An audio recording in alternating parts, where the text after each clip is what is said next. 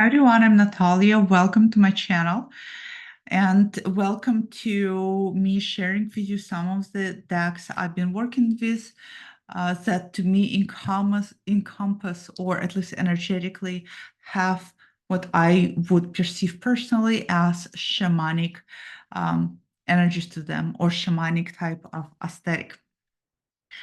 If you have been following me, or I should say rather, if you've been engaging with me through the YouTube videos or through my Instagram, you probably already know that I have um, started to focus more and more on my intuitive and what feels like very natural connection to shamanism, something that I've always been connected to, as you know, apart from also being very connected to working with Hecate, but part of the shamanism that keeps pulling me back and back. And if you haven't seen the video about my magic shifting, I'll link it below. A part of what kept pulling me back is my heritage. Having a quarter in my bloodline, Russian, and quarter primarily, especially Mongolian, I'm constantly been pulled into the shamanic practices for that reason, because I just feel like I grew up hearing that term. I grew up witnessing, well, not necessarily witnessing shamanic practices, but seeing individuals in the community in Uzbekistan that encompass shamanic practices. And so it's something that I just feel innately very, very familiar with me and resonates with me. And I wanted to share, before I move on to the DAX, with you something that I learned recently that for me helped me understand so many things I've been feeling stuck with and struggling with in regards to shamanism. And I don't know if maybe it will help some of you too. Maybe some of you feel the same stuckness. What I'm going to share might be something that already is familiar to you, might be no news. It was quite actually a revelation to me. This started off with the fact that the Mystical Shaman Oracle, I have a pocket edition. If you know me, you know that this oracle has come into my collection 4 or 5 times. I always get rid of it. I always want to work with it. It's a very, very, very good oracle, but I never can connect it. And I never understood why I can't connect to it. What's the deal? And what's the problem with that? I couldn't really put my finger on it. You know how sometimes you're working with the images and you're wondering, you can't really pinpoint it, but you just feel that something in here, just the frequency wise, doesn't resonate with you. Well, it wasn't until recently that I finally realized what was the deal is. Why do I feel such stuckness to this and such frustrations to this deck? I'm looking for some cards to pull to illustrate my point. I think I just have enough here anyway. Another deck, and you may have heard me on the channel talk about my desire and earning for a deck that is energetically feels like a shamanic deck, a deck that feels like it encompasses a shamanic lineage in it, and struggling to find one. And if you remember, when Alana Fairchild created Medicine Heart Oracle, how excited I was because it says on it, shamanic wisdom of the divine feminine. And I was just so excited. I was thinking, oh my goodness, this just could be the deck. And the same thing, just like with the, mystical shaman oracle, I could not connect with this. And I couldn't understand why the heck I could not connect with it. And now I know why. And I want to share with you why, because this was actually quite like a big aha moment for me and a revelation, because I don't hear people make this distinction when they talk about shamanism. I'm not going to get into cultural things and whether people should or should not make distinctions, because I feel like a lot of things over the years are just kind of started to overlap for a lot of people. Um, and so, yeah, they just tend to overlap.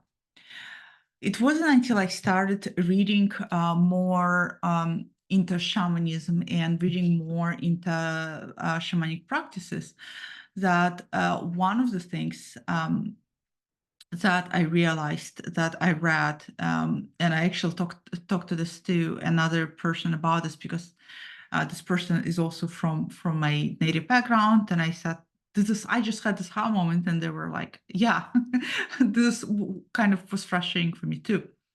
But one of the things that in readings that I realized that never clicked to me is the problem with the terminology and how terminology is being used. So, and I'm reading off my phone because I had to pull up some resources, so I'm extrapolating from resources.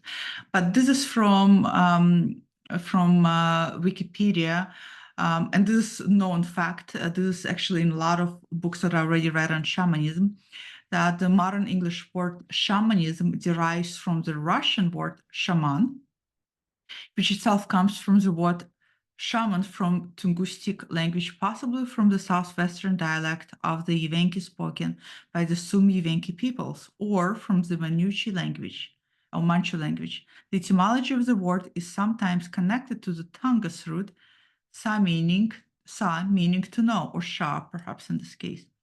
So it was no surprise, and I think it won't surprise anybody else, that the word shamanism comes from the Russian word shaman.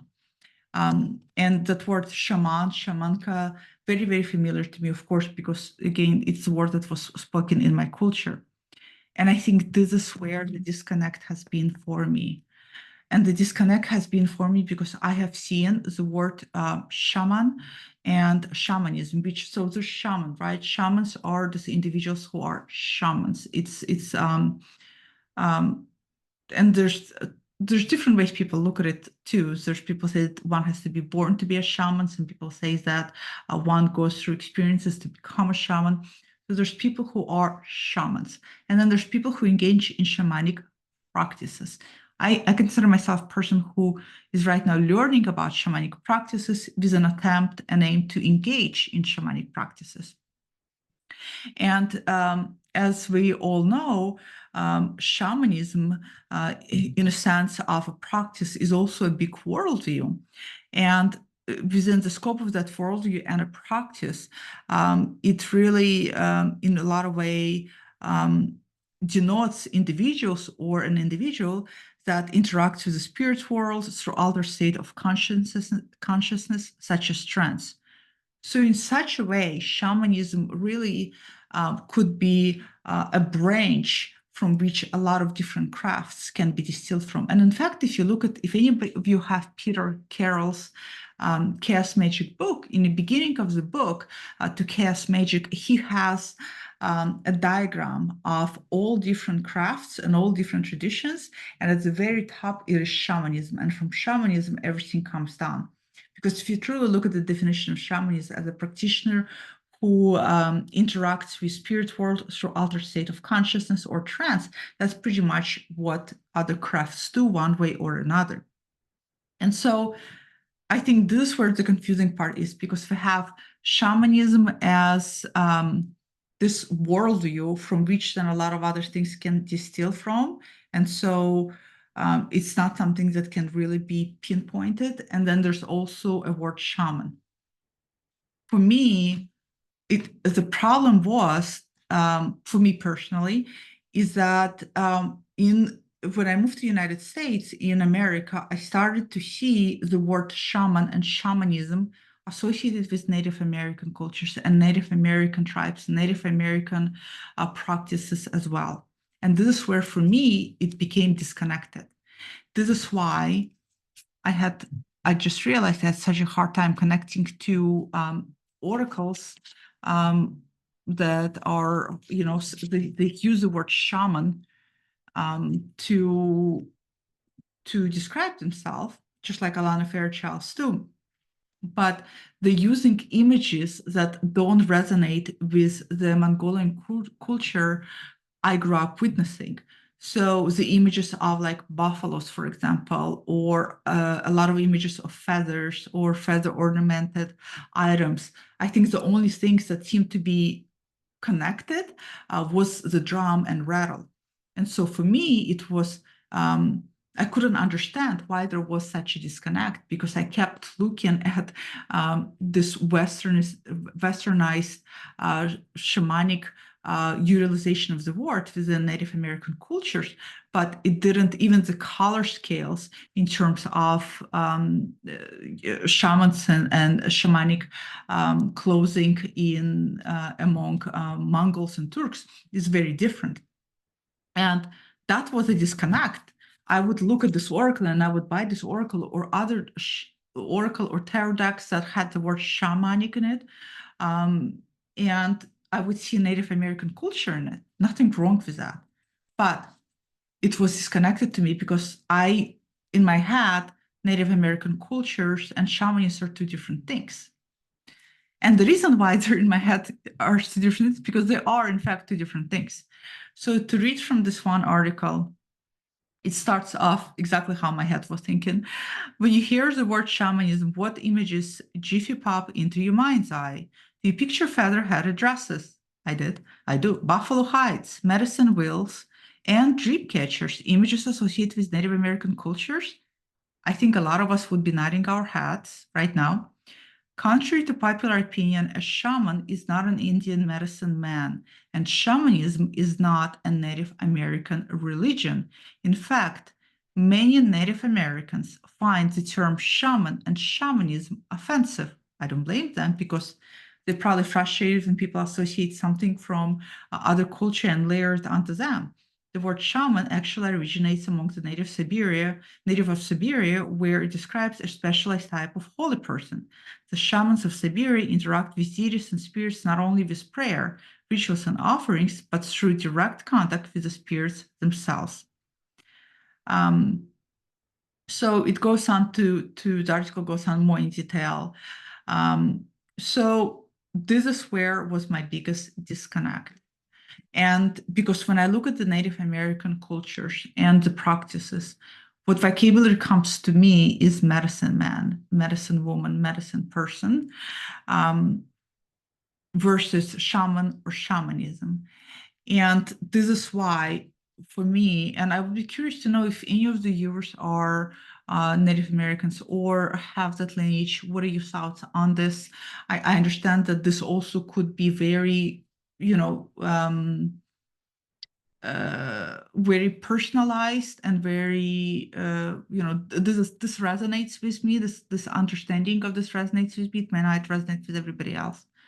But this is what's been so frustrating, is because I did not see my understanding of shaman and shamanism in this deck, and still don't. And I have such a hard time using it. And the same thing with Alana Fairchild. This is a great oracle, by the way. It reads like a charm, but that word clashes for me because I am expecting to see something else, and yet I'm seeing feathers and buffalo and arrows and things that I don't see in shamanic practices in Mongolian cultures. So this was such a big, huge aha revelation for me, and was very, very helpful to clarify that. And also, it was also helpful because it brings back respect and reverence toward Native American culture and practices as well. At least in my headspace, it does. This is by no means in any way trying to anchor the word shaman and shamanism only in Siberian and people of that region and people of also Mongolian regions, and including other regions. That's not the aim, what I'm trying to do at all. For me, it was helpful to understand it because it helped move beyond that block why certain things were not visually working for me. And that's also because it did not resonate with me. So starting to especially this month, April, was working through Mary Schutten workbook 1 on shamanic practices. And I think that's also why the book so resonated with me, at least so far, because although I think the practices she talks about are more Westernized, it'll be interesting what she writes in book 2 and 3. Again, as I mentioned, shamanism in of itself is not only a worldview, but a practice. And I don't think that it really belongs to one place or one origin of people, to be honest. I think it belongs to everybody. I just had that visual disconnect with also Native American practices. So I was looking for decks that have some form of, and of course it's so hard to find decks and aesthetic of the resemblance that I have in my headspace of when I close my eyes and I picture shaman. Right now, I'm seeing somebody wearing very colorful clothes, very primary colors, blue and red. There's often face coverings to enable them to go into trance. They oftentimes have a big gold, like brass. It's usually brass or bronze gold mirror hanging around their neck. They're holding a drum. So that's what I see, and trying to find a deck. And you know what? It's interesting. Why do we do that, by the way? Why do we try to find a deck to aesthetically I guess we're all looking for that connection, right? That mental linkage. Or if I'm working with Hecate, I'm looking for that to connect with that type of energy. If I'm working with Lilith, if I'm working on my inner child, it's interesting how we tend to do that. But it's nothing wrong with doing that, by the way. I think it's just our tendency and predisposition to look for things that have that mental link, because when we have that mental link, people feel like there's that resonant frequency is present. And so I went on a hunt for those decks. And one deck actually has the word shaman in the title. But as you will see, it is very abstract deck. The first decks that I've been using for a while now, working with communicating with ancestors, that I found lends itself so beautifully to this work, is Remembering the Sweet Full Tarot by Tricia Murray. And one of the reasons why, and I'm sorry, the light might not be catching at all because there's big glare coming from the window that record this. The reason why I think this is so great is because it doesn't have the accents of Native American culture. That is not familiar to me, because how could it be? It's not my culture. But it does has all of the essences and connection to elementals, and it is the connection to the earth, fire, water, and earth, fire, air. I'm having a long day, guys. I'm having a long day. I had a long day yesterday.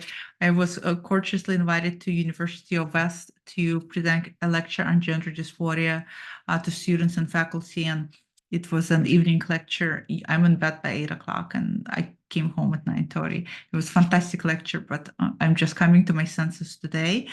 So as you can see, this deck picks up on it's abstract, but it's also just very stripped down, very grounding, and incredibly elemental. It's been working like a charm for this type of work. Otherwise, I had a difficult time connecting with it, but the minute I started working in this type of realm of my practice, it has been lending itself really beautifully. So this is Remembering the Sweet Fool by Tricia Murray. This has been my number one. The other deck that I purchased, and yes, I did purchase it because it has the word shamanic in it, but I also purchased it because I've been eyeing it for a long, long time, and because it is also abstract. I honestly don't think I'm going to find a deck in American culture that has the word shamanic in it that will not have images of clothing and article from Native American culture. I just think it's in America, it's like too interconnected. So this is Shamanic Dust, Dream Dust Shamanic Tarot by Sue Sparrow Bellamy. This is Etsy deck, or independent, I should say, deck. And one of the reasons why I got it is because it is just very abstract, and gilding is holographic rainbow. It's gorgeous, but it's as you will see, abstract paintings that she has done, It also feels very, very elemental, almost very elemental as Margaret Peterson, but even more stripped down. And this is the deck that I got. I've been working with it, primarily pulling majors only from it. I mean, not majors only, sorry, drawing only one card as an overall reading too, in addition to using the other deck. Because this is a little way too abstract for me, for my intuition to read with, even more abstract than the Remembering Sweet Fall.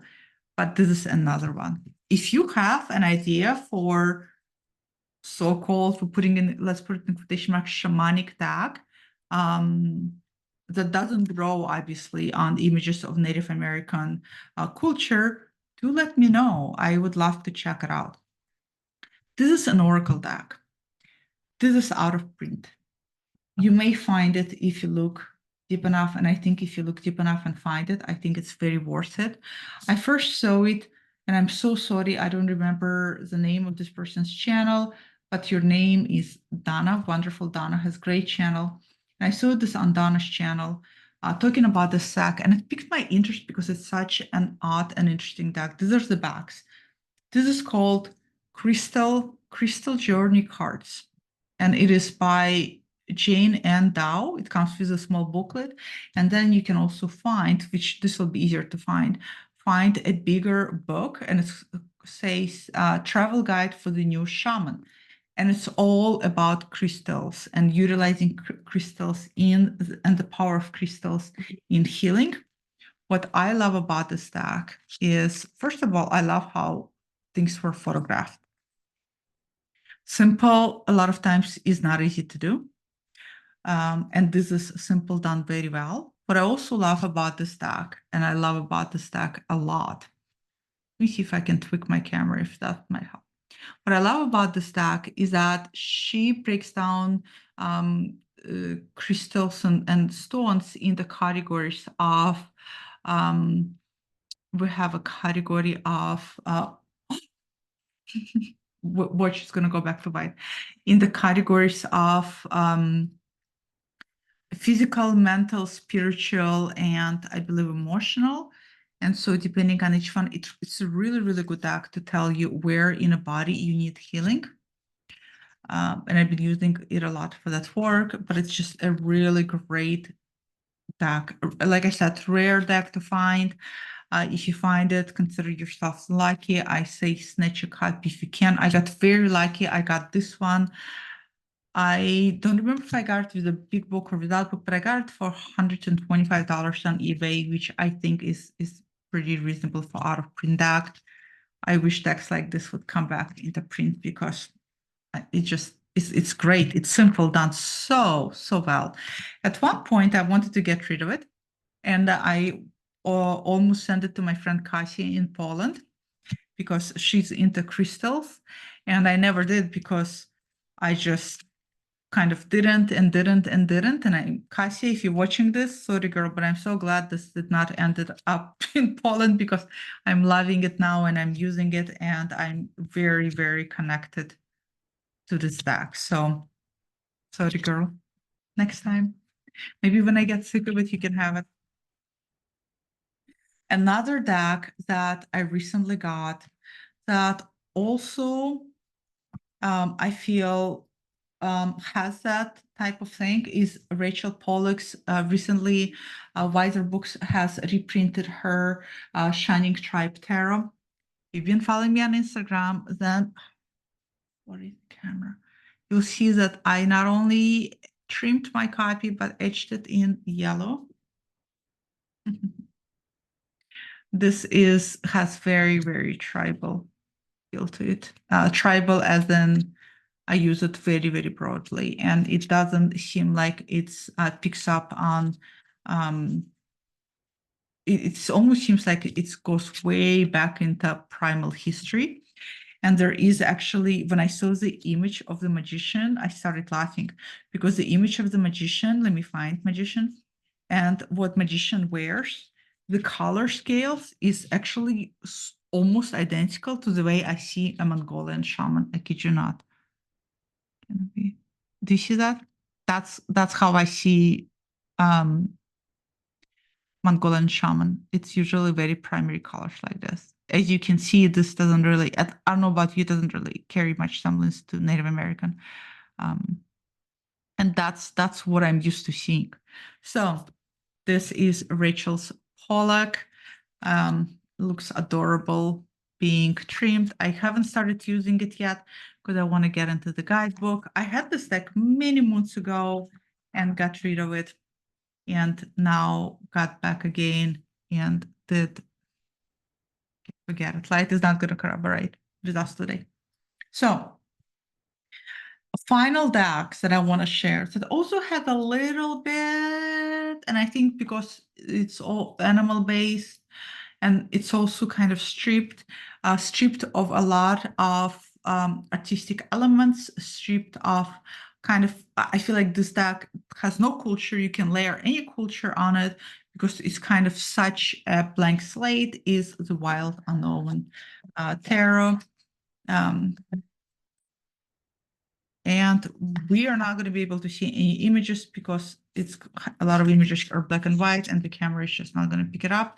But we don't need to see any images because I'm sure that all of you, excuse me, are very familiar with the images. I'd be surprised if you're not, because this is a very prolifically known deck. So that's where I'm at. I am here finding myself in April, having this realization about why all of the stacks, if you just go on Amazon and you put in Shamanic Oracle, there's another Shamanic Oracle that's going to come up, and then another one. And some actually are titled, seems accurately appear Native American distinction, and they will have the word medicine in it, medicine cards, or medicine oracle, or medicine healing. But the one that will use the term shamanism in them will oftentimes, if not often, all of the times, will have images that are drawn from Native American culture. Again, I'm not here to talk about whether that's right or wrong. For me, it was a disconnect, and it was disconnect because when I think about shamanism, Native American culture doesn't come into my mind, even though obviously it's without saying it is clearly the way the word shamanism is described and defined. Part of Native American practices fall into the definition for sure. Like I said, anything, traditional craft falls under the definition. Demonology falls under the definition. Ritual magic falls under the definition.